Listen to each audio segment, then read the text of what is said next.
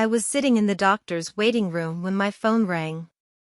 It was my only daughter, Jessica. Her voice sounded strange, almost cold as she said, "Mom, we're going on a trip to Europe tomorrow.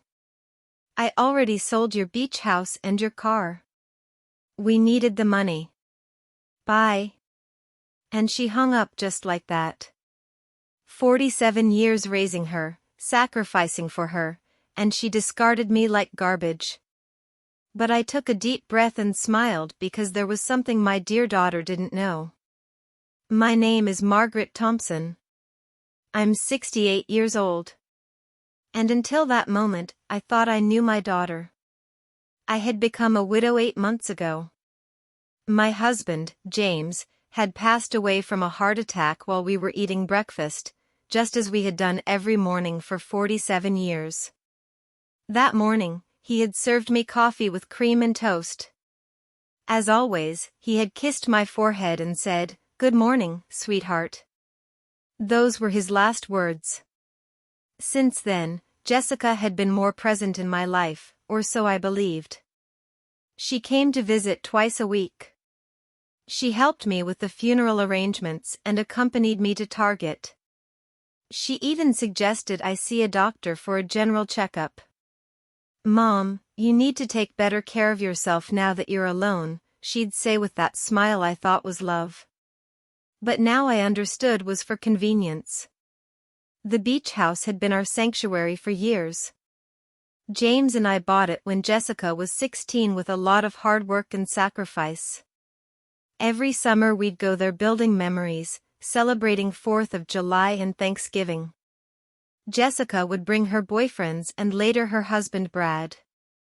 I would cook for everyone, clean and do the laundry. It was our family tradition. I never thought she'd see it as just money. And the car, that old Chevy Silverado, James cared for like his own child. He'd wash it every Sunday, change the oil religiously, and always park it in the same spot under the oak tree. Jessica knew what that truck meant to me. It was the last thing I had left of him. His scent still lingered on the seats. When she hung up, I stayed there on that uncomfortable plastic chair, surrounded by other sick people. And for the first time in months, I didn't cry. Something strange happened inside me. A calm I hadn't felt since James's death. Because in that moment, I remembered something I had completely forgotten. 5 days before he died, James had handed me a manila envelope. "Margaret, put this in the drawer of your dresser. If something happens to me, open it after a while, but only when you feel ready." I had put it away without much thought. After the funeral, with so much grief and so many arrangements, I simply forgot. But there it was, waiting for me at home. The nurse called me to go into the office. The doctor examined me and said I was in good health for my age, that I just needed to rest more and eat better. I nodded and smiled, but my mind was elsewhere. I was thinking about that envelope, about the coldness in Jessica's voice, and how Brad was probably behind all of it. He had never liked me. He always saw me as a nuisance. I left the office and walked slowly to the bus stop. I no longer had a car, according to Jessica. But as I waited, I couldn't help but smile. There was something poetic about all of this. My daughter thought she had left me with nothing. But what she didn't know was that James, my dear James, had always been a man who planned ahead. The bus arrived and I sat by the window. I watched the city go by. The houses, the strip malls, people rushing everywhere, all with their own tragedies, their own secrets. I had my own, too. And I was about to discover them. When I got home, I went straight to my room. I opened the dresser drawer, and there was the manila envelope, exactly where I had left it. My hands trembled slightly as I picked it up. I could feel there were several documents inside. James had written my name on the front in his neat handwriting. I sat on the bed we had shared for so many years, and took a deep breath. It was starting to get dark outside, and the house was filling with those familiar shadows that no longer scared me. I opened the envelope slowly, as if unwrapping a birthday gift. What I found inside would change everything. What I found in that envelope took my breath away. There were legal documents, deeds, bank certificates, and a handwritten letter from James. My eyes filled with tears as I read his familiar handwriting. My dear Margaret, if you are reading this, it means I am no longer with you. Forgive me for not telling you everything while I was alive, but I wanted to protect you from worries. Over the years, I invested our savings in properties and businesses. We don't just have the beach house. We have 8 other properties, including the apartment complex where Jessica and Brad live. We also have shares in 5 companies that are worth more than you can imagine. You are wealthy, my love. You always were wealthy, but now you are on paper, too. My hands trembled as I looked through the documents. There were deeds to houses in different neighborhoods, a downtown loft, a small inn on the coast, and indeed the 25-unit apartment complex where my daughter lived. James had been the silent owner for the past 12 years, but had put everything in the name of a company I didn't know about. And according to the papers, I was the sole heir of that company. There were also bank statements for accounts I never knew existed with numbers that seemed unreal. James had been a city bus driver for 42 years, but apparently he had also been a very smart investor. Every penny we saved, every sacrifice we made, he had multiplied in silence, and I never knew anything. In the letter, James explained that he had kept it all a secret because he didn't want me to worry about money or for Jessica to know about our real financial situation. You know our daughter, Margaret. If she knew we had so much money, her attitude would change. I want her to love us for who we are, not what we have. What irony. Our daughter had left us thinking we had nothing when in reality we had everything. That night, I couldn't sleep. I walked around the house, touching the old furniture and the knickknacks Jessica had always criticized for being outdated. I looked at the family photos on the wall, especially the one where she was 6 years old, sitting on James's lap and laughing. Where did that sweet little girl go? When did she become so cold, so calculating? The next day, early in the morning, the phone rang. It was Jessica again. Her voice sounded different, softer, but I had already learned to be wary of those shifts in tone. Mom, how are you? I wanted to tell you we already transferred the money from the house and the car. We deposited your share into your account. It's not much, but it'll help you live for a few months while you look for something smaller. My share? I asked, keeping my voice calm. Yes, Mom. We obviously weren't going to leave you with nothing. We gave you 25%. That's fair, right? We need the money for our investment in Europe. Brad has an incredible business opportunity over there. 25% of my own things. How generous. I see. Honey. And when do you leave? This afternoon. Our bags are already packed. We'll be gone for at least 8 months. Maybe more if the business goes well. But don't worry, Mom. When we get back, we'll help you find a small apartment. Something that fits your needs. Fits my needs. As if she knew what my needs were. Okay, Jessica, have a safe trip. Oh, Mom. I knew you'd understand. You've always been so understanding. We love you so much. And she hung up. I stood there with the phone in my hand. And for the first time in months, I laughed. I laughed like I hadn't since James died. The situation was so absurd. It was comical. My daughter had robbed me, kicked me out of my own house, talked to me with unbearable condescension, and all to fund a European adventure that would probably be a disaster. But what bothered me most wasn't the money. It was the ease with which she had discarded me. 47 years of my life dedicated to her, of sacrifice, of unconditional love, and she had erased me from her life with a 2-minute phone call. That was what truly hurt. I checked my bank account online. Sure enough, they had deposited $47,500, an amount that probably seemed generous to them, but to me was a mockery. They had sold the beach house for much less than it was worth, likely because they needed the cash quickly, and they had sold James's truck for a pittance. That afternoon, from my window, I watched Jessica and Brad load their suitcases into an Uber. He was carrying 2 huge suitcases. She had a very expensive-looking carry-on bag. I watched them laugh, kiss, and make plans. They looked like 2 teenagers excited for an adventure. They never looked toward my window, never said goodbye. When the Uber drove away, I sat in the kitchen with a cup of tea and James's documents spread out on the table. I had to make some decisions. I could call a lawyer, reclaim my properties, and get back everything they had taken. But something told me there was a better way to handle this, a more educational way. I called Mr. Richardson, the lawyer who had handled James's affairs. He had been at the funeral, had given me his condolences, and had told me to call if I ever needed anything. Well, now I needed him.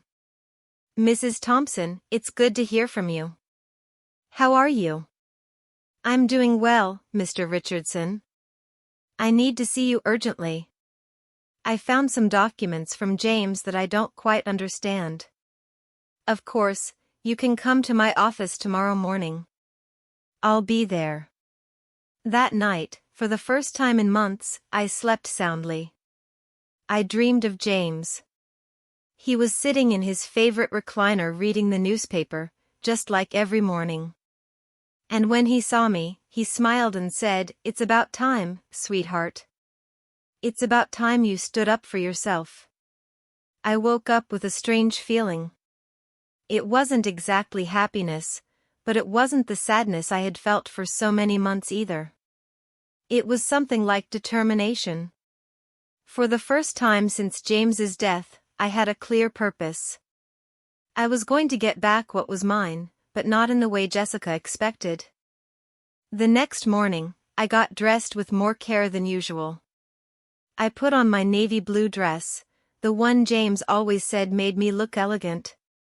I fixed my hair and put on a little makeup. And when I looked in the mirror, I saw a woman I hadn't seen in a long time. I saw a strong woman. Mr. Richardson's office was downtown. It was an old but elegant building with marble floors and large windows. He greeted me with a warm smile, but when I showed him the documents, his expression changed completely. "Mrs. Thompson, this is much more than I imagined." James was a very smart man. "Look, according to these papers, you are the owner of..." "I know, Mr. Richardson. I've already reviewed them. What I need to know is what I can do legally." Mr. Richardson explained that everything was in order, that the documents were legitimate and that I was the rightful owner of all those properties. He also confirmed something I had already suspected. The sale of the beach house was illegal because Jessica had no right to sell it. "We can get the house back immediately, Mrs. Thompson, and we can also proceed with legal action against your daughter for fraud." "No, Mr. Richardson. I don't want to proceed with legal action. I want to do this another way. I want everything to remain a secret for now. Can you help me?" He looked at me with curiosity, but he nodded. "Of course, you are my client. What do you need?" "I need you to discreetly get the beach house back, do what is necessary to nullify that fraudulent sale, and I need you to help me gain real control of all my properties, especially the apartment complex where my daughter lives. I understand. It will be a process that takes a few weeks, but it's completely feasible. Perfect. And Mr. Richardson, I need no one to know I am behind all of this, at least for now. When I left his office, I felt as if I had woken up from a very long dream. I walked through the downtown streets watching the people, the buildings, the life that was going on as normal. But for me, everything had changed. I had a plan. The following weeks were the strangest of my life. Officially, I was a poor widow who had been abandoned by her daughter. But in secret, I was a wealthy woman silently orchestrating the recovery of my assets. Mr. Richardson worked efficiently, and every few days he would call me with updates on the progress of the legal proceedings. I decided to stay in my house for the time being. It was mine after all, although Jessica probably expected me to move into a studio apartment. Every morning I would wake up, have breakfast at the same table where James and I had shared so many years, and then go for a walk in the neighborhood. The neighbors would greet me with that mix of pity and curiosity they reserved for recent widows. Linda, my lifelong neighbor, came up to me one afternoon while I was watering the plants in the front. "Margaret, dear, is it true that Jessica went to Europe and left you all alone?" "Yes, Linda, she went with Brad. They have business plans over there." "And how are you going to live, sweetie? We all know James didn't leave much money." "If you only knew," I thought. "Don't worry, Linda. I'll be fine. Do you need anything? I can bring you some casserole, help you with groceries." "You're very kind, but I'm fine, really." Linda looked at me with that expression I knew well. It was the same look I had received after the funeral. Compassion mixed with a little relief that it wasn't her tragedy. "Well, you know where to find me if you need anything." These conversations were constantly repeated: the butcher, the baker, the lady at Walgreens. Everyone spoke to me with that soft tone they use with the unfortunate, and I would nod, smile, and thank them for their concern. But inside, a part of me enjoyed this performance. It was like living a double life. Mr. Richardson called me one Wednesday morning. "Mrs. Thompson, I have good news. I was able to nullify the sale of the beach house. The buyers didn't know the sale was fraudulent, so they got their money back without any problems. The house is yours again." "Excellent, Mr. Richardson. And the apartment complex where Jessica lives?" "That one is more complicated. Technically, you've always been the owner through the company, but we need to make some administrative changes so that you have direct control. That should take another 3 weeks." "Perfect. Keep me informed." After hanging up, I sat in the kitchen with my coffee and thought about Jessica. She had been in Europe for 4 weeks, and I hadn't heard anything from her. Not a call, not a text, not even a postcard. To her, I had ceased to exist the moment she got the money she needed, but I knew that was going to change soon. I decided to visit the beach house. I took the bus to the coast, the same route James and I had taken hundreds of times. The house was exactly as I remembered it, small, painted sage green with a deck overlooking the ocean. The new owners had put some potted plants on the steps, but other than that, everything was the same. I sat on a bench across the street and looked at it for an hour. I remembered summer afternoons when Jessica was little, running on the beach and building sand castles. James grilling salmon on the barbecue while I made potato salad in the kitchen. Jessica bringing friends, then boyfriends, then Brad. All those happy moments that she had reduced to a simple commercial transaction. An older man came out of the house and saw me sitting there. He approached me with curiosity. Are you okay, ma'am? Yes, thank you. I'm just remembering. I knew the former owners. Yes, I knew them very well. What a shame about what happened. They told us the elderly lady was very sick and needed to sell fast. We thought it was a great deal, but it turns out the sale wasn't legal. We had to give the house back. Did you know them personally? No. We did everything through intermediaries, but they told us the daughter was handling everything because the mother couldn't. What a sad situation. If you only knew how sad it really was, I thought. Well, I'm glad you didn't lose your money. Yes. Luckily, everything worked out well. Although, now we have to look for another house. We liked this one a lot. I left there with a heavy heart. It wasn't just the money that hurt. It was the ease with which Jessica had lied about me. She had made up a story about my illness. She had used my supposed vulnerability to justify her actions. To her, I wasn't a person with feelings, but an obstacle that had to be removed.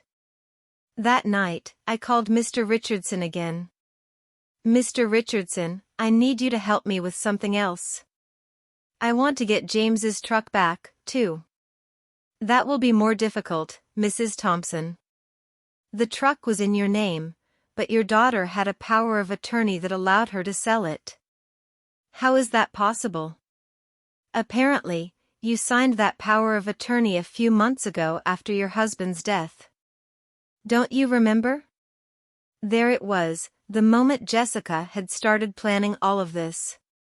I vaguely remembered signing some papers she had brought to me, telling me they were to facilitate the funeral and estate arrangements. I had been so confused by grief that I signed without reading. How naive I had been. I understand, Mr. Richardson. Is there any way to get it back? We can try, but it will be more complicated. We would need to prove that you signed that power of attorney under deception or coercion. Let's do it. I want to get back everything they took from me. Over the next few weeks, I developed a strange routine. In the mornings, I was the poor widow everyone knew. I would go out to buy necessities at the grocery store, talk to the neighbors, and keep up appearances. But in the afternoons, I became a businesswoman. I would study James's documents, talk to Mr. Richardson, and plan my next move. I learned things about finance I never thought I would need to know. I discovered that James had been much smarter than I thought. Every one of his investments had been carefully calculated. The apartment complex where Jessica lived, for example, wasn't just profitable from rent. It was in an area that was rapidly appreciating. I also discovered that Brad, Jessica's husband, had a lot of debt. He had taken out loans using the apartment they lived in as collateral, not knowing he wasn't the real owner. When the banks figured this out, he was going to be in serious trouble. Mr. Richardson called me one Friday with important news. Mrs. Thompson, we've finished all the paperwork. You now have total control of all your properties. I also got James's truck back. The buyer turned out to be an acquaintance of mine, and when I explained the situation, he agreed to return it in exchange for a small compensation. Excellent work, Mr. Richardson. Now, I need you to help me with one more thing. I want you to send a letter to my daughter. What kind of letter? An eviction notice.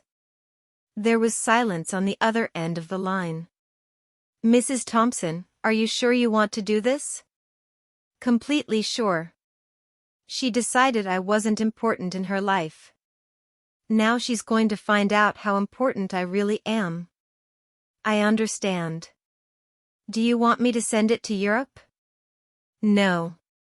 I want you to give it to her when she gets back. I have a feeling it's going to be very soon. I wasn't wrong. That same afternoon, Linda came running to my house with fresh neighborhood news. "Margaret, did you know that Brad is in trouble with the bank? My cousin who works at Chase told me they're investigating some loans he took out using the apartment they live in as collateral, but it turns out the apartment isn't his." "Really?" "Yes. And it seems Jessica didn't know anything. They're saying she's going to have to come back from Europe to sort out this mess." "What a complicated situation." "Yes. And the worst part is apparently Brad lied to her about the business in Europe. There was no business. He just wanted to escape the debts he had here." "Perfect. Everything was working out exactly as I had expected. Jessica had trusted Brad, had sacrificed her relationship with me for him, and now she was discovering that he wasn't the man she thought he was." That night, I sat on the porch with a cup of tea and looked at the stars. James used to say that the stars were the souls of people who had lived a full life watching over their families from the sky. If that was true, then he was up there, watching his plan unfold perfectly. "Thank you, my love," I said to the sky. "Thank you for taking care of me even after your death." The next day, Mr. Richardson called me early. "Mrs. Thompson, I have some news. Your daughter just arrived in the country. She's at the airport alone." "Alone?" "Yes. Apparently, Brad stayed in Europe. There are rumors they had a very big fight." "I see. Did you send the letter?" "I'm going to send it today. She should receive it tomorrow." I hung up the phone and stood there in the kitchen, feeling a mix of nervousness and anticipation.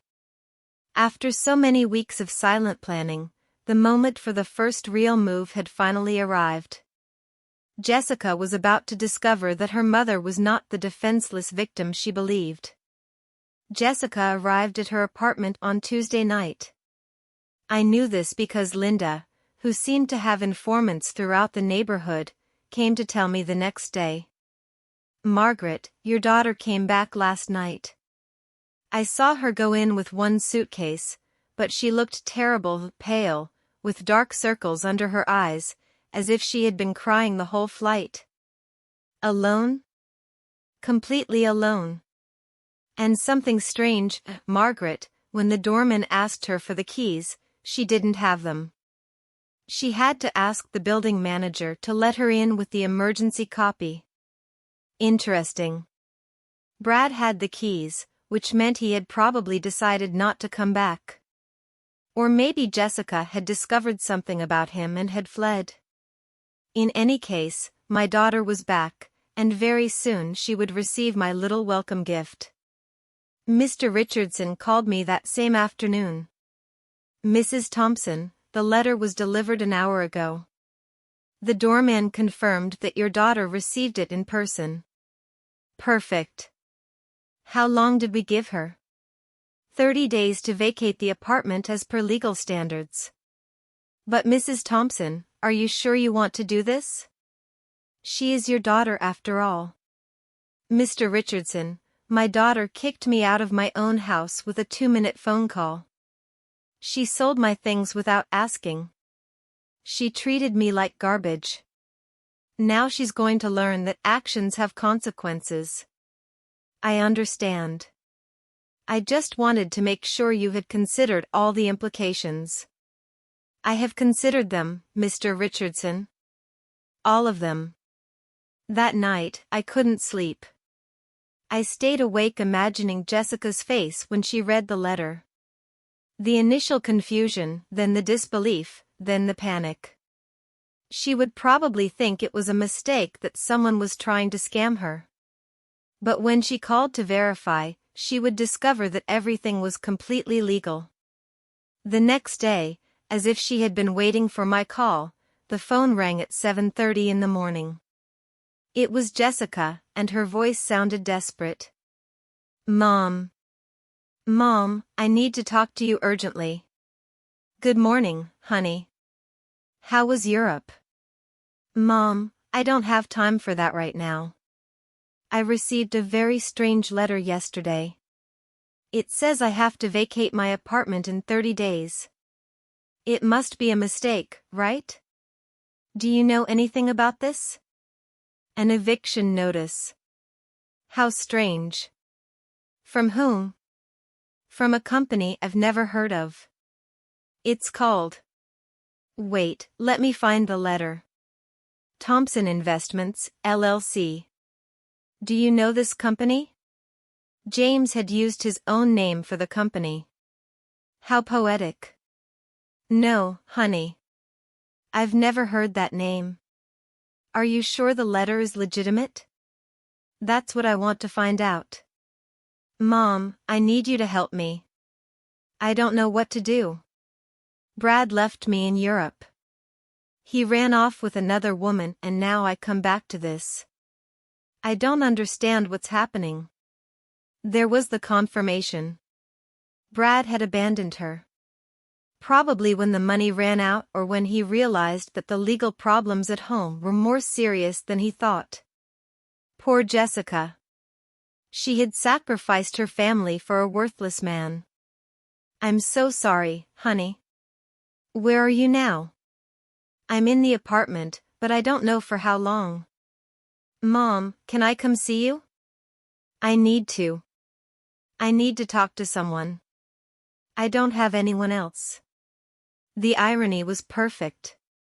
Now that she was left without the man for whom she had abandoned me, she remembered she had a mother. Of course, honey. Come over whenever you want. I'm on my way. I hung up the phone and looked at myself in the mirror. I had to be perfect for this performance. I put on my most conservative gray cardigan, tied my hair in a simple bun, and practiced my expression of a worried but resigned mother. When Jessica arrived, she would see exactly what she expected to see, a poor, vulnerable widow who had been abandoned by her own daughter. Jessica arrived an hour later. When I opened the door, I was surprised at how bad she looked. She had lost weight, had deep circles under her eyes, and her expensive clothes looked wrinkled and unkempt. Her eyes were red from crying. Mom, she said, and for a moment I thought she was going to hug me, but she stopped as if she suddenly remembered how things had ended between us. Come in, honey. Do you want some coffee? Yes, please. We sat in the kitchen at the same table where I had read James's documents weeks ago. Jessica looked small in that chair, lost, just like when she was a child, and came to tell me about her school problems. Mom, I'm so sorry for the way I left. I know I didn't treat you well. It's in the past, honey. No, it's not. I treated you badly. I said horrible things, and now. Her voice broke. Now I have no one. What happened with Brad? He left with a 26-year-old hotel waitress in Paris. It turns out there was never any business in Europe. It was all a lie. He just wanted to escape the debts he had here and use the money from the sale of your house to fund his adventure. All the debts? Yes, Mom. So many debts. It seems he had been taking out loans for years, using the apartment we lived in as collateral. But now I find out he wasn't the owner of the apartment. How is that possible? Here was my opportunity. I don't know, honey. Property matters are very complicated. The problem is that now the banks are coming after me for his debts. They say since we were married, I'm also responsible. And on top of that, this eviction notice. Mom, I don't know what to do. I don't have money. I don't have a job. I don't have anywhere to live. She started to cry. Real tears of genuine desperation. And for a moment, my mother's heart softened. I wanted to hug her, console her, tell her everything would be okay. But then I remembered the coldness in her voice when she called me from the doctor's office. The ease with which she had discarded me. The way she had talked to me as if I were a burden. "Did you talk to a lawyer about the letter?" "I don't have money for a lawyer, Mom. We spent all the money in Europe. Brad took what little was left when he ran off with that woman." "So, what are you going to do?" "I don't know. I thought maybe I could stay with you for a while, just until I find a job and can get a small place to live." There was the question I had been waiting for. After kicking me out of my own house, after selling my things, after treating me like garbage, she now wanted me to rescue her. She wanted the poor widow she had created to save her from the consequences of her own actions. "Of course, honey, this will always be your home." Jessica looked at me with surprise, as if she hadn't expected it to be so easy. "Really, Mom, after everything that happened? You are my daughter, Jessica. That will never change." She got up, and this time she hugged me. It was a desperate hug from someone drowning and clinging to the only thing they can find. I hugged her back, too, but not with the unconditional love from before. Now there was calculation in my embrace. Strategy. "Thank you, Mom. I promise I'll find a job soon. I won't be a burden. Don't worry about that now. Rest, recover, and then we'll see what your options are." Jessica left that afternoon to get some things from her apartment.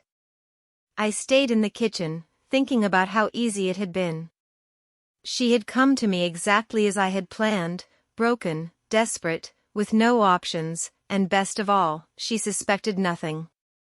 To her, I was still the poor abandoned mother who needed her compassion. But this was only the first part of my plan. Having her live with me would give me the perfect opportunity for the next phase. I was going to let her settle in, feel safe, and believe she had found a refuge in my house. And then, when she least expected it, I was going to teach her the difference between being poor by choice and being poor by consequence. That night, I called Mr. Richardson. "Mr. Richardson, I need you to do something else for me." "Tell me, Mrs. Thompson." "I want you to investigate Brad's debts. I want to know exactly how much he owes to whom, and what legal options I have to separate them from my daughter. That will take time, but it's feasible." "Perfect. And Mr. Richardson, I want you to keep this in absolute secret. No one can know I am behind this investigation." "Of course, Mrs. Thompson, may I ask what your final plan is?" "My plan, Mr. Richardson, is very simple. I'm going to save my daughter, but first she has to understand what it truly means to hit rock bottom." When I hung up, I poured myself a glass of the wine James had been saving for special occasions. It had been a long time since I'd had a special occasion like this one. The game had begun, and for the first time in months, I had all the good cards in my hand. Jessica moved into my house the next day. She arrived with 2 suitcases and a cardboard box, all that was left of her previous life. I watched her unpack in her old room, the same one she had slept in during her teenage years, and I could see the humiliation in every one of her movements. She had gone from living in a luxury condo to taking refuge in her childhood bedroom. "Mom, I found this in the apartment," she said, showing me a manila envelope. It was among Brad's things. "It has your name on it." It was another one of James's envelopes. My heart sped up, but I kept my composure. "My name? How strange." "Yes, look." She showed me the envelope.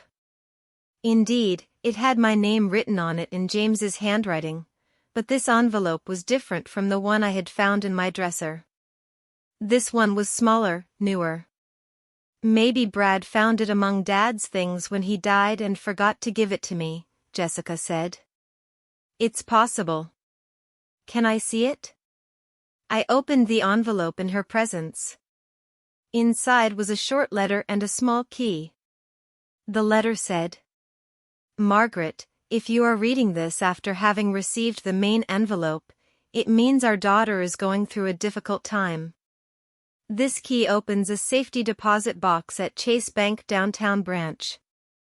The number is 347. There is something there that can help you help her, but use it wisely. With eternal love, James." Jessica read the letter over my shoulder. A safety deposit box? Dad had a safety deposit box. I had no idea. I didn't either, I lied. Your father never told me about this. Do you think we should go see what's in there? I don't know, honey. Maybe it's better to leave things as they are. But, Mom, maybe there's something important in there. Documents or... I don't know, maybe something valuable that can help us. The desperation in her voice was palpable. Jessica was clinging to any possibility of finding a way out of her situation, and I was going to let her cling a little longer before I showed her the complete reality. Okay, I said after a calculated pause. We can go tomorrow. That night, Jessica and I had dinner together for the first time in months. She had cooked, trying to be useful, but the food tasted of guilt and desperation. She told me more details about what had happened in Europe, and each story was worse than the last. Brad lied about everything, Mom, not just the business, but the debts, too. I thought he only owed a little bit of money, but it turns out he owes over $150,000. And the worst part is he used my name for some of the loans without me knowing. How is that possible? He forged my signature. When I married him, I gave him some documents to handle the banking for our joint account. I never thought he'd use them for this. Do you have any way to prove you didn't know? I don't know. It's all so complicated. The banks say that since we were married, I'm responsible for all his debts anyway. And the divorce? I don't even know where Brad is now. He just disappeared. His phone is disconnected. He doesn't answer emails. Nothing. It's as if he vanished. Perfect. Brad had run away like the rat he had always been, leaving Jessica to face the consequences of her actions alone. In a way, he had done me a favor. Now, my daughter was experiencing exactly what I had felt when he abandoned me. Betrayal by someone she had completely trusted. I'm so sorry, honey. I didn't know things were so bad. I didn't either, Mom. I thought Brad loved me, that we were going to build something together, but it turns out I was just an easy way for him to get money and documents. Jessica started to cry again. How could I have been so stupid? How did I not realize who he really was? It was tempting to tell her that I had seen the signs from the beginning, that I had tried to warn her that Brad never seemed trustworthy, but that would have broken my facade as a compassionate and vulnerable mother. Love can be blinding sometimes, honey. Don't blame yourself. But Mom, I didn't just ruin my life. I ruined yours, too. I treated you horribly. I took your house, your truck, your things, and all to give to a man who abandoned me at the first opportunity. Now we're two poor women trying to survive because of me. It's in the past, Jessica. We'll be okay. No, it's not. Now we're both in trouble because of my mistakes. You lost everything Dad left you and I lost my marriage and my future. We're two poor women trying to survive. If she only knew, I thought that at this very moment I had more money than she could possibly imagine, that I was the owner of the complex where she lived, that I could solve all her problems with a single phone call. But it wasn't time yet. The next day, we went to the bank. Jessica was nervous, hopeful. I maintained my act as a confused widow who didn't understand much about finance.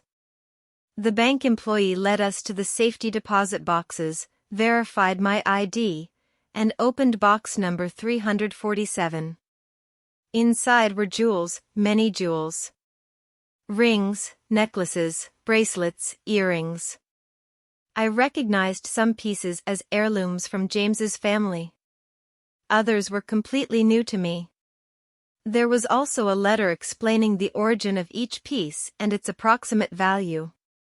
Jessica gasped. "Mom, this must be worth a fortune." "You think so?" "Yes. Look at this emerald, this pearl necklace. Mom, Dad saved a treasure here." According to James's letter, the jewels were worth approximately $285,000.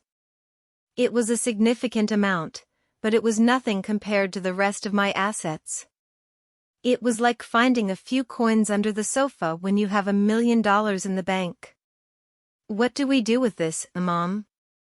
"I don't know, honey. They're family memories. But, Mom, we could sell some of the pieces. With this money, you could get your beach house back, and I could pay off some of Brad's debts." There it was again. Even when she found something valuable, Jessica's first reaction was to think about how to use it to solve the problems Brad had created. She hadn't learned a thing yet. "Are you sure you want to use your father's inheritance to pay Brad's debts?" "What other option do I have, Mom? If I don't pay something soon, the banks are going to foreclose on everything I have. And technically, I don't own anything. Everything was in Brad's name. Think carefully, honey. Once you sell these jewels, you won't be able to get them back." "I know, but what else can I do? I can't get a job with all these legal claims pending. No employer is going to want to hire someone with so many legal problems." We took the jewels home. Jessica spread them out on the kitchen table and examined them one by one, calculating which ones she could sell and which she could keep. It was painful to watch her reduce decades of family history to numbers on a spreadsheet. "Mom, I think I can get $260,000 for the jewels," she said one afternoon. "It's less than I expected, but it's enough to pay off the most urgent debts." "Are you sure you want to do this?" "I have no choice. If I don't pay something soon, they'll seize everything. Even this house could be at risk if they prove I have some kind of legal connection to the properties." How ironic the situation was. Jessica was worried about losing a house that I owned, paying the debts of a man who had abandoned her with money from jewels that had belonged to the same man who had created the fortune that could save her. And how are you going to decide which debts to pay first? I talked to a free financial advisor at the bank. She told me to prioritize the debts that have real collateral because those are the ones that can affect property or lead to immediate foreclosure. Jessica had matured so much in these few weeks. The woman who had sold my things without consulting me was now carefully investigating every financial decision. The suffering had made her more responsible but also more fragile.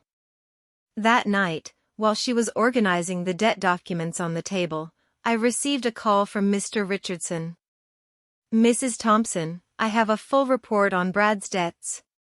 The situation is worse than I thought." "How much worse?"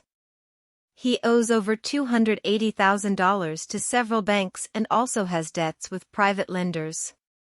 What's more concerning is that he used falsified documents with your daughter's signature for some of these loans. That means Jessica is legally responsible. It's complicated. If we can prove she didn't know, we might be able to get her out of some of the debts. But it's going to be a long and expensive process." "How expensive?" "For a good lawyer specializing in these types of cases, probably $75,000, and there's no guarantee of success." "I understand. And what if she just pays the debts? If she has the money, that would be the fastest solution, but I doubt she has access to that amount.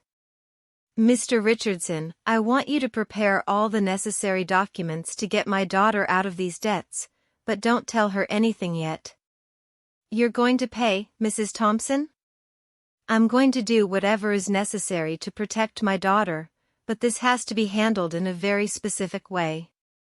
When I hung up, I found Jessica in the living room looking at the jewels with a sad expression.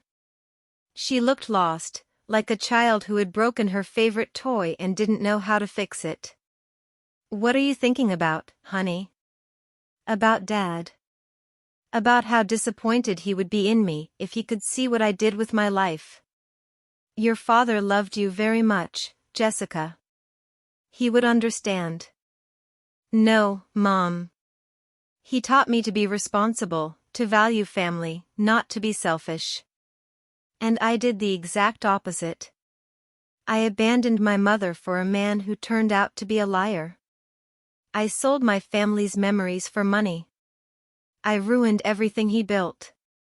For the first time since she had returned, I heard a genuine regret in her voice.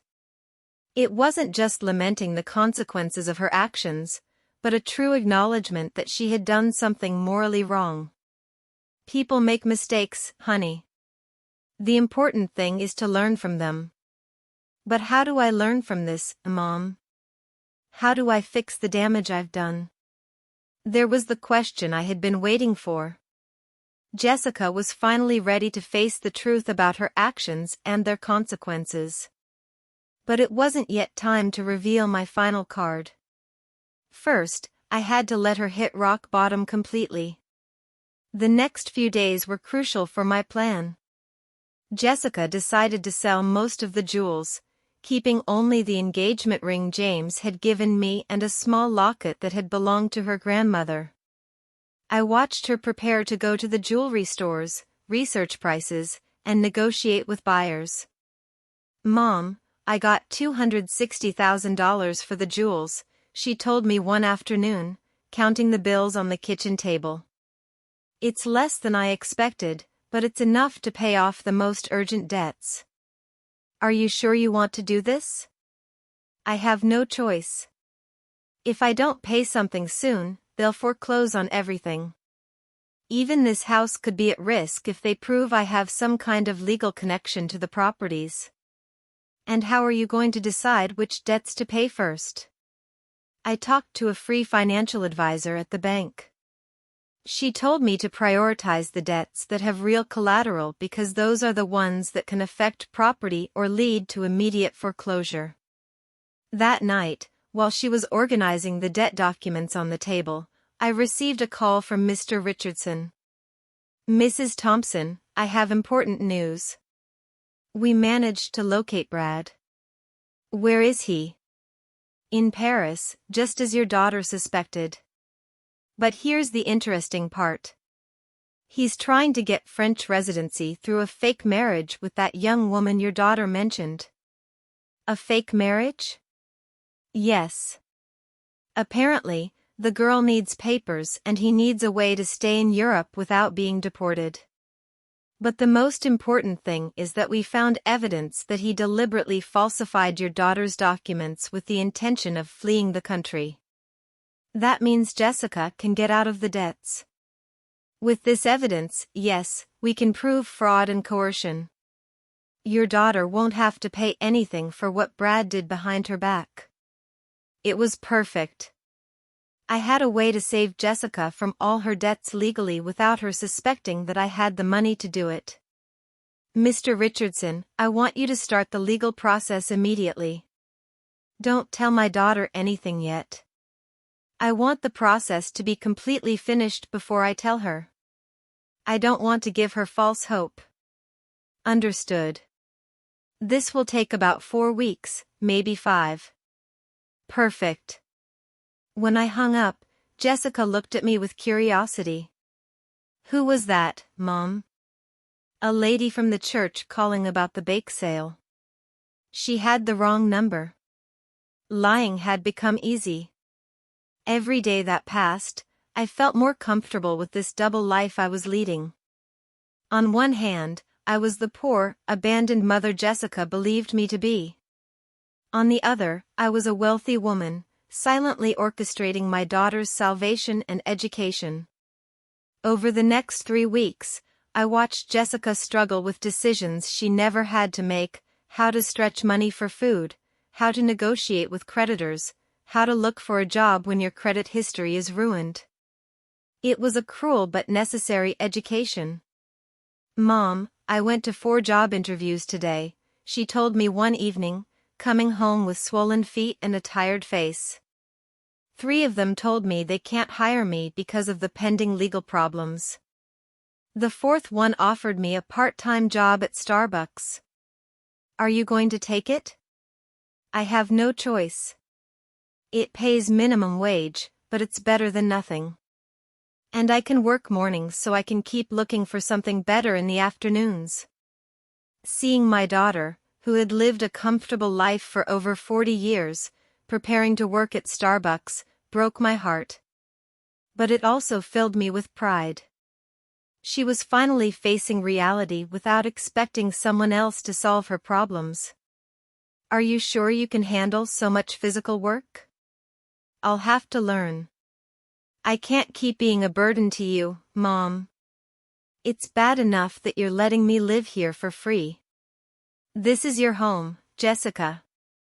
"No, Mom. This is your home and I'm here because of your generosity, but I'm not going to take advantage of it forever."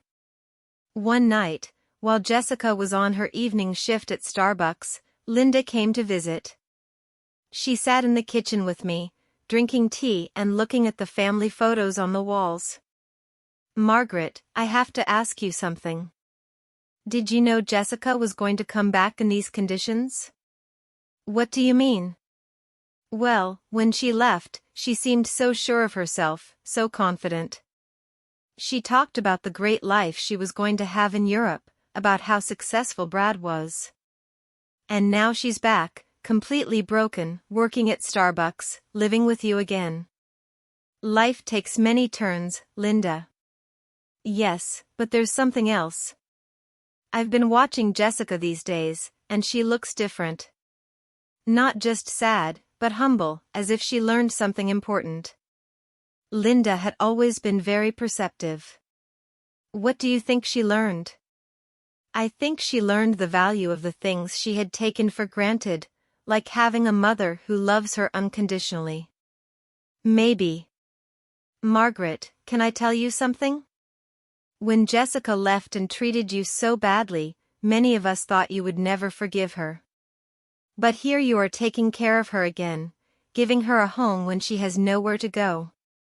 "She's my daughter, Linda." "Yes, but not every mother would do what you're doing, especially after being treated the way you were treated. If Linda only knew the complete truth, that I had the power to solve all of Jessica's problems, but was choosing to let her suffer a little longer so she would learn the full lesson." "Do you think I'm doing the right thing?" "I think you're doing what a good mother would do, but I also think Jessica needs to fully understand what she lost when she abandoned you." "What do you mean?" "I think she needs to value you not just as the mother who rescues her when she's in trouble, but as the strong woman who built a stable life for 47 years. She needs to respect you, not just need you."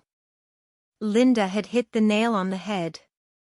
That was exactly the point of my entire plan. I didn't want Jessica to come back to me out of desperation. I wanted her to come back out of genuine respect and mature love. And how do you think that can happen? I think it's already happening. I've seen her these past few days, Margaret. The way she talks to you now is completely different. She's no longer the daughter who gives you orders or treats you like a burden. Now she's a grown woman who is genuinely grateful to have a mother like you. That night when Jessica returned from her job, I saw her arrive tired, but with a new dignity. She had earned those few dollars with her own effort, and that meant something to her. "How was your first day?" "Hard, but not as bad as I thought. The other people who worked there helped me a lot." One of them, Sarah, taught me tricks to work more efficiently. Sarah? Yes. She's 58 years old and has been working at Starbucks for 15 years. She told me she started after her husband left her with 2 small children. She says it's not the job she dreamed of, but that it gave her independence and dignity. She sounds like a wise woman. She is.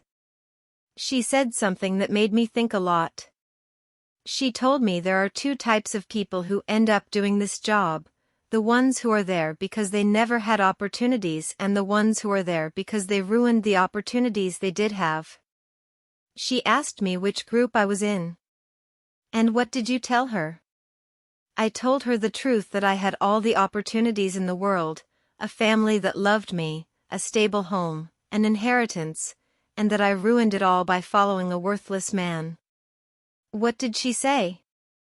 She laughed and said, "Well, honey, then at least you know exactly why you're here. That puts you 1 step ahead of most people." Jessica poured herself a glass of water and sat with me at the table. "Mom, I want you to know something. These past few weeks have been the hardest of my life, but also the most important." "Why?"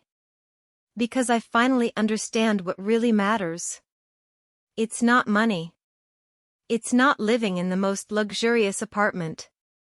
It's not impressing people. It's having people who genuinely love you, who are there when everything falls apart." Jessica. No. Let me finish. You have every right to hate me for what I did to you. I abandoned you when you needed me most.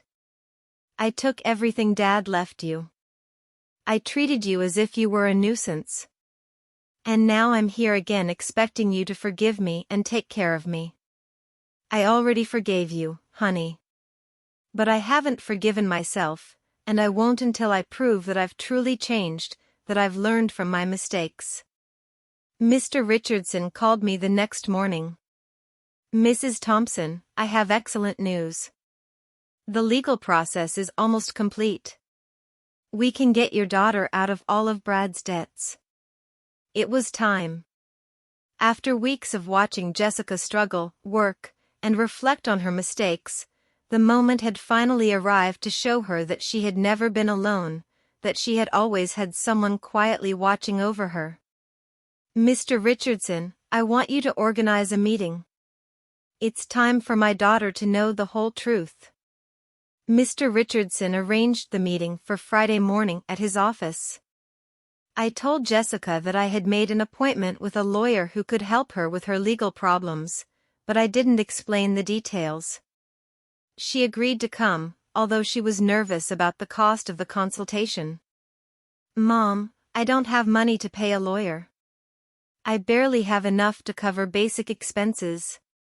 "Don't worry about that now, honey. Let's just hear what he has to say." We arrived at Mr. Richardson's office on time. Jessica had dressed in her best clothes, which now looked a little big on her thinner body. She was nervous, wringing her hands, expecting another piece of bad news on her endless list of problems. Mr. Richardson greeted us with his usual professional smile. "Mrs. Thompson, Miss Thompson, thank you for coming." "Thank you for seeing us," Jessica replied. "Although I should warn you that my financial situation is very complicated and I probably can't afford high fees." "That's exactly what we're going to talk about," Mr. Richardson said, exchanging a look with me. "But first, I need you to review these documents."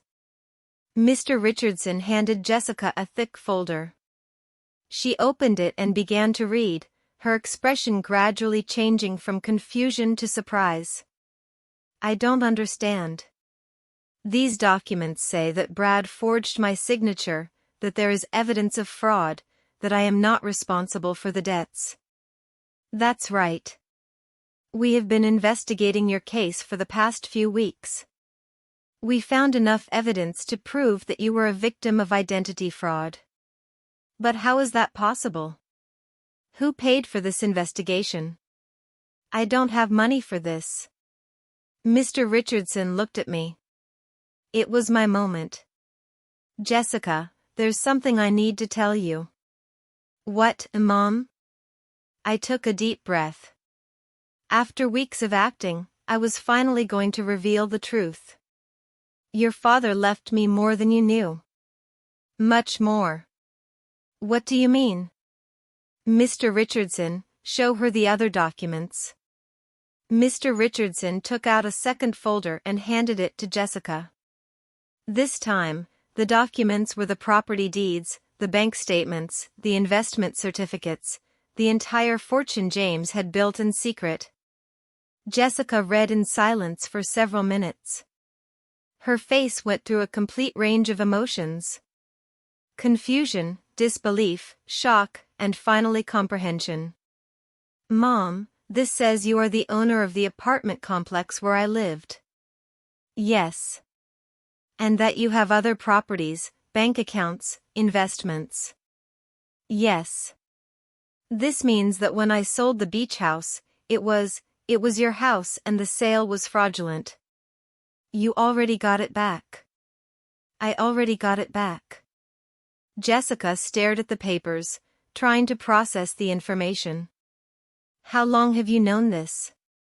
Since the day you called me from the doctor's office. You knew all this when I came back from Europe asking for help? Yes. You knew you could solve all my problems when you saw me crying every night? Yes. There was a long, tense silence. Jessica closed the folders and looked directly into my eyes. Why, Mom? Why did you let me suffer when you could have helped me? This was the question I had been waiting for weeks. Because you needed to learn something you couldn't learn any other way. What? You needed to learn the value of the things you had lost. The value of family, of respect, of responsibility. When you abandoned me, it wasn't just money you took from me. It was dignity. It was love. It was trust. Jessica started to cry, but they weren't tears of self-pity like the ones she had shed during these weeks. They were tears of deep understanding. I abandoned you when you needed me most. Yes. I treated you like garbage. Yes. And you saved me anyway. Yes, but not in the way you expected. I didn't save you by giving you money so you could keep making the same mistakes. I saved you by letting you hit rock bottom so you could learn to save yourself. Mr. Richardson discreetly intervened. Miss Thompson, your mother has paid all the legal expenses to free you from Brad's debts. She has also recovered all the properties that were sold fraudulently. You are completely free of legal problems. And the Starbucks job I got. You can quit if you want, I said. But I hope you don't. Why? Because that job is teaching you something you never learned when everything was easy. It's teaching you the value of your own effort, the dignity of honest work, the importance of valuing every dollar you earn. Jessica wiped her tears and looked at me with an expression I hadn't seen in years. It wasn't the look of a daughter who needs her mother, but the look of a grown woman who respects another woman. Do you forgive me, Mom? I forgave you a long time ago, honey. The question is, can you forgive yourself? I don't know if I can. I did unforgivable things. People make mistakes, Jessica. The important thing is what we do after we recognize those mistakes. Mr. Richardson left us alone in his office for a few minutes. Jessica and I sat in silence, processing everything that had happened. Mom, I want you to know something. Even if you didn't have all this money, even if you were really the poor widow I thought you were, I would have learned the same lesson. What lesson? That there is nothing more valuable than having someone who loves you unconditionally. During these past few weeks, the only thing that kept me sane was knowing I had a home with you. That no matter how much I had ruined my life, you were still my mother. That will never change, Jessica. I know. But I also know that I can never take that love for granted again. I have to earn it every day with respect, with gratitude, with actions, not just words. We left Mr. Richardson's office with a completely new relationship. We were no longer mother and daughter united by blood and habit. We were two grown women who had chosen each other after going through the most difficult test imaginable. The following weeks were about rebuilding, but not the kind Jessica expected. Even though she now knew I had enough resources to solve all her problems, she decided to keep her job at Starbucks. "Mom, I need to finish what I started," she told me one afternoon as she was getting ready for work. "I can't just go back to a comfortable life as if nothing happened." "Are you sure? You don't have to punish yourself forever." "It's not a punishment. It's a way of remembering who I was and who I want to be now." I watched her put on her work uniform, something unthinkable a few months ago when she lived in the luxury condo with Brad. But there was something different in her posture, in the way she moved. She was no longer the broken woman who had arrived crying at my door. She was someone who had found dignity in honest work. Linda came to visit me that afternoon, as she had done every few days since Jessica had returned. "Margaret, there are some very strange rumors going around the neighborhood." "What kind of rumors?" "People are saying that you're not as poor as we all thought. Someone saw Jessica leaving a very elegant lawyer's office downtown and then they saw her paying off all her debts at the bank." "People talk a lot, Margaret." "Yes, but they're also saying you got your beach house back and that somehow you managed to solve all of Jessica's legal problems." "That costs a lot of money, Margaret." Linda knew me too well to fool her for long. "What do you want to know exactly?" "I want to know if my friend of 40 years has been lying to me about her situation."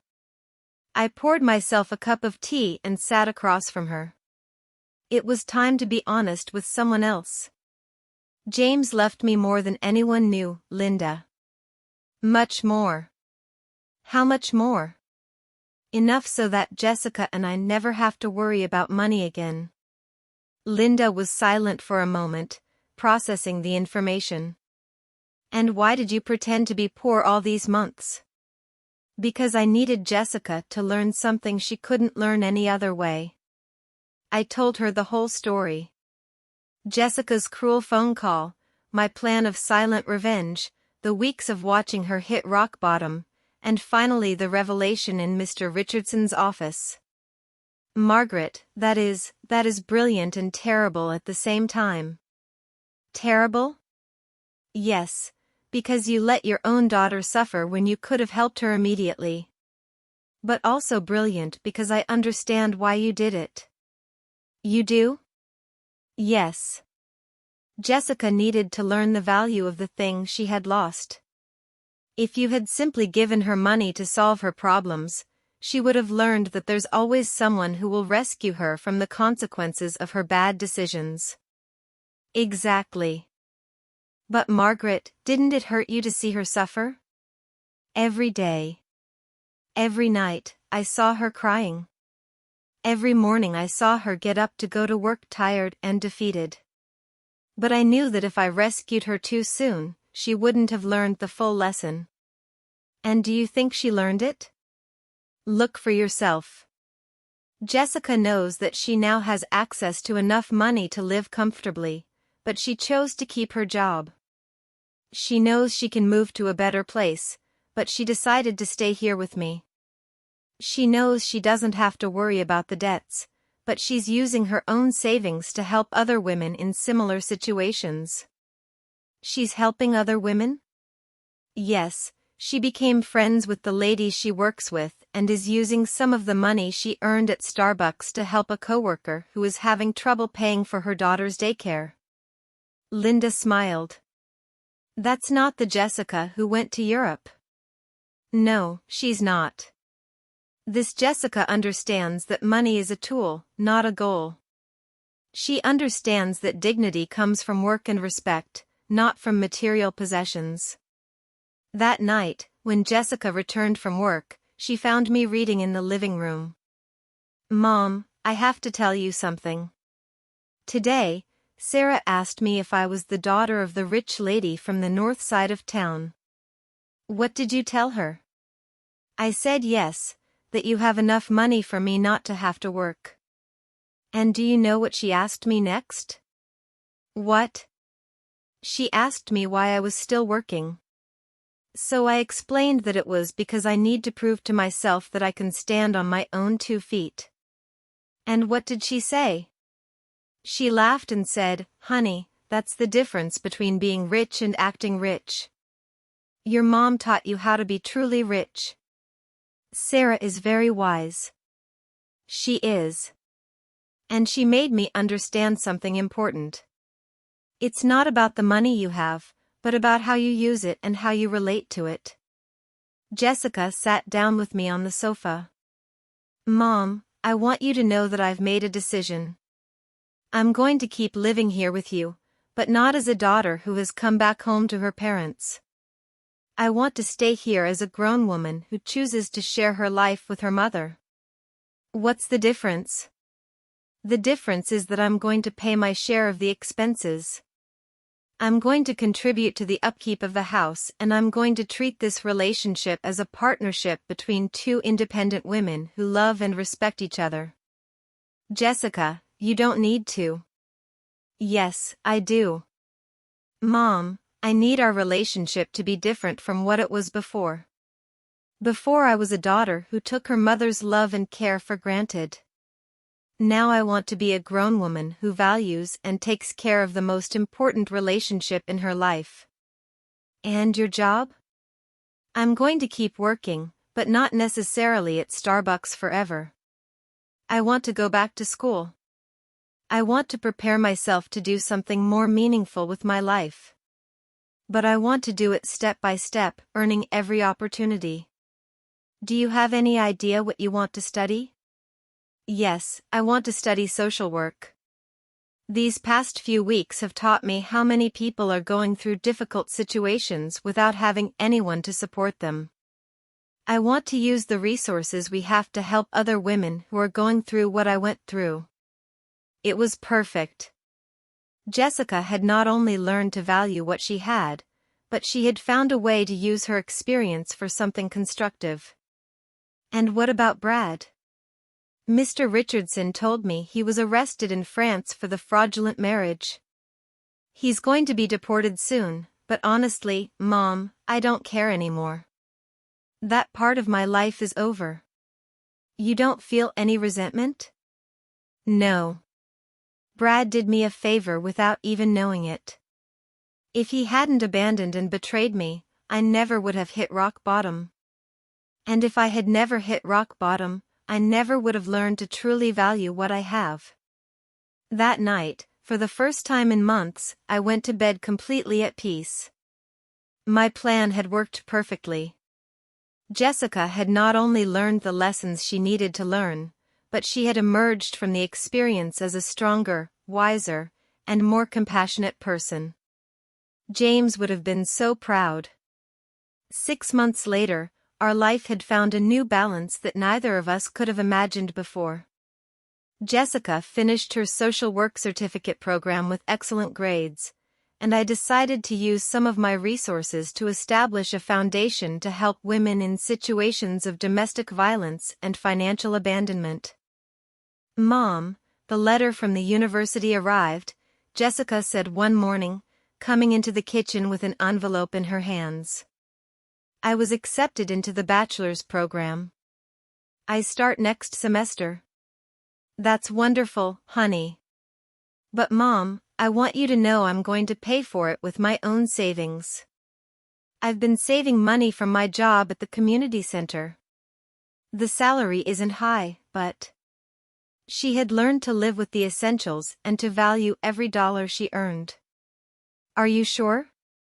We can easily afford the tuition." "I know, but I need to do it on my own. It's part of who I am now."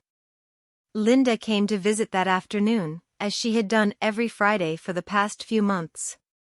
She had become a confidant to both of us, watching our transformation with fascination. "Margaret, I have to confess something," she said, pouring herself a second cup of tea. "At first, I thought you were very cruel to Jessica. And what do you think now?" "Now I think you were the wisest mother I've ever known. Look at your daughter. Really, look at her." It was true. The Jessica who was in the living room studying for her exams was completely different from the one who had left for Europe months ago. This Jessica had a serenity that came from within, a confidence that was based on her own achievements, not on material possessions. "Did you know I saw Jessica at Whole Foods yesterday buying groceries for a family she's helping through her job?" She hadn't told me.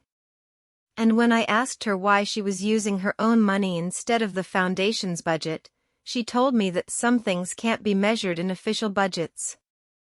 That night, Jessica and I had dinner on the porch, something that had become a tradition.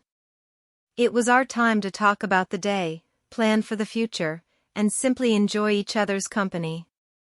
"Mom, I received a very strange letter today," she said, cutting her salad. "From whom?" "From Brad." My muscles tensed. "Brad? He wrote to you? From where?" "From prison in France. Apparently, he was sentenced to 3 years for marriage fraud. In the letter, he says he regrets everything he did and wants to ask for my forgiveness." "And how do you feel about it?" "Honestly, I don't feel anything. No anger, no sadness, no desire for revenge. It's as if that part of my life happened decades ago, not months ago." "Are you going to write back?" "No. Not because I hate him, but because there's nothing to say. That Jessica who married him no longer exists. This Jessica has nothing to talk to him about." I was impressed by the maturity in her voice. The woman sitting across from me had developed an inner strength that came from hitting rock bottom and getting up on her own. "Do you know what this whole experience taught me, Mom?" "What?" "That true love isn't the one that tells you what you want to hear. True love is the one that teaches you what you need to learn, even when it hurts. It's a difficult lesson to learn, but it's a necessary one. Brad told me what I wanted to hear. He made me feel special. He convinced me that I deserved a life of luxury without effort. You taught me that true wealth comes from hard work, respect, and genuine relationships." That night, after Jessica went to her room to study, I sat on the porch alone, looking at the stars, and thinking about James. I had promised him I would take care of our daughter, and I finally felt I had fulfilled that promise in the right way. I hadn't taken care of her by giving her money when she needed it. I had taken care of her by teaching her to take care of herself. I hadn't saved her by solving her problems. I had saved her by allowing her to learn to solve them on her own. The next day was Sunday, and we had planned to visit the beach house together for the first time since I had gotten it back. Jessica hadn't wanted to go before, saying she needed time to process everything that had happened. "Are you ready?" I asked her as we got into the truck. "I think so." The trip was silent but comfortable. When we arrived, Jessica stood for a moment in the truck, looking at the house where we had spent so many family summers. "It looks exactly the same," she said finally. "Some things don't change, but others do. I am not the same person who sold this house." We went in together. The house was clean and tidy, exactly as James and I had kept it for years. Jessica walked through each room, touching the furniture and looking at the family photos that hung on the walls. "Mom, I want to apologize." "You already apologized, honey." "No, I want to apologize specifically for this house. Not just for selling it, but for reducing all our family memories to a commercial transaction. It's forgiven. This house represents 40 years of family summers, of birthdays, of 4th of July cookouts. Dad built that deck with his own hands. You planted that garden. I learned to swim at that beach. And I turned it all into money to fund the adventure of a worthless man. She sat on the sofa where James used to read on Sunday mornings.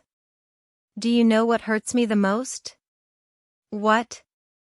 That when I sold it, I didn't feel anything. It was just another property. Now being here again, I can feel Dad in every corner.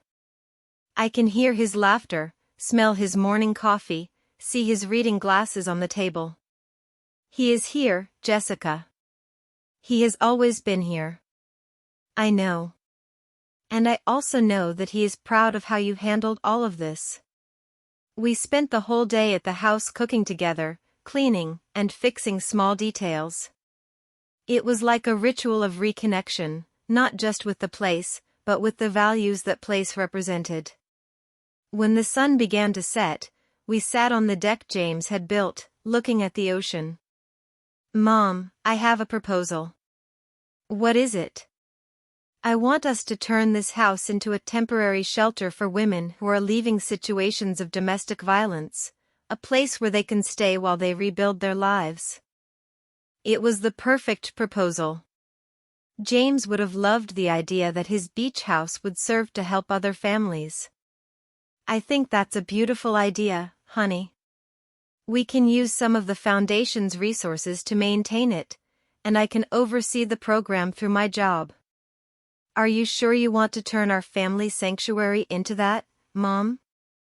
The best sanctuaries are the ones that are shared.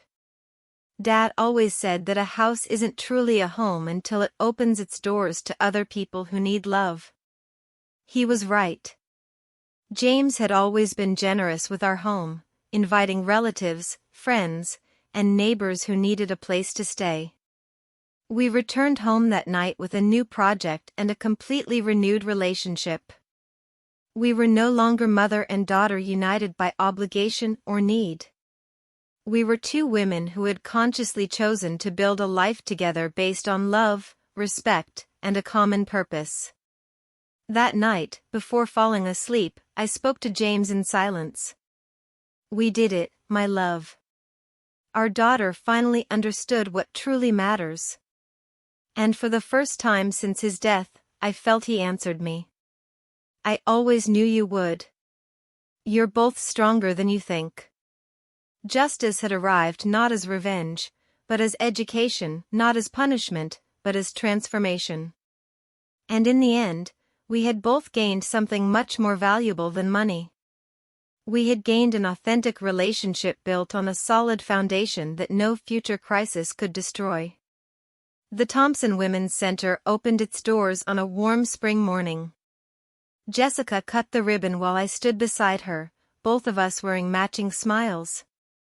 The converted beach house now served as a refuge for women escaping domestic violence, offering them a safe place to heal and rebuild. Mom, we have 5 residents already, Jessica told me as we toured the facility. 3 of them are working on their GEDs, and 2 are in job training programs. Your father would be so proud. I think he planned this all along, you know. Everything he left us wasn't just for us, it was for this. Sarah from Starbucks had become Jessica's co-director at the center. Together, they created programs that combined practical skills training with emotional support. Jessica had completed her bachelor's degree in social work, graduating summa cum laude at age 44. Linda still came over every Friday for tea, now bringing stories of how the neighborhood had transformed. The apartment complex I owned had become known for its fair rents and community programs. Jessica had convinced me to use 1 floor for subsidized housing for single mothers. As for Brad, he was deported back to the United States after serving his sentence in France. I heard through Mr. Richardson that he tried to contact Jessica once, asking for help with his legal troubles. Jessica didn't respond. She had truly moved on. One evening, Jessica and I sat on our porch, watching the sunset. "Mom, I've been thinking about something." "What's that, honey?" "Thank you for not giving up on me. Thank you for loving me enough to let me fail, and for being there when I was ready to succeed." I reached over and squeezed her hand. "That's what mothers do, sweetheart. We don't just love our children when they're easy to love. We love them enough to teach them the hard lessons. I'm going to be that kind of mother someday. If I ever have children, I'm going to teach them what you taught me, that money is just a tool, that dignity comes from honest work, and that family is the only wealth that truly matters." The sun dipped below the horizon, painting the sky in shades of orange and pink. In that moment, I felt James's presence stronger than ever. He had given me the tools I needed, not just the money, but the wisdom to use it correctly. Jessica had learned that true wealth isn't measured in bank accounts or property deeds. It's measured in the strength of character, in the ability to stand back up after falling, in the wisdom to value relationships over possessions. And I had learned something too, that sometimes the greatest act of love is not to save someone from their consequences, but to let them discover their own strength through struggle. The Thompson legacy wasn't the properties, the investments, or the foundation. It was the transformation of a broken relationship into an unbreakable bond, forged through pain, humility, and unconditional love. As the stars began to appear in the darkening sky, I whispered one last thank you to James. He had been right about everything. Our daughter just needed to hit rock bottom to understand what truly mattered. And now, watching her use her experience to help others, I knew that every difficult moment had been worth it. Justice, wisdom, and love had prevailed, not through revenge, but through patience, strategy, and a mother's unwavering faith in her daughter's potential for growth. The silent fortune James left behind had done its job. It had saved our daughter, not from poverty, but from something far worse, a life lived without understanding the true value of what she had.